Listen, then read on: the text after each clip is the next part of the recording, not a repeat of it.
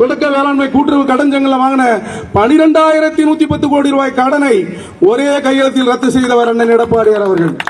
ஏழை விவசாயிகள் கஷ்டப்படக்கூடாது, அவன் கடல்ல தத்தளிக்க கூடாது அப்படி என்று 12,110 கோடி ரூபாய் கடனை ஒரு கையெழுத்தில் ரத்து செய்தவர் அண்ணன் எடப்பாடியார் அவர்கள்.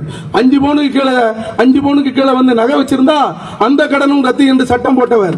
ஆனால் திமுக ஆட்சிக்கு வந்த பிறகு அதுக்கும் தகுதி உள்ளவன் தகுதி இல்லாதவன் பார்த்து 100 பேருக்கு அந்த இருந்தா 10 பேருக்கு தான் கொடுத்தாங்க.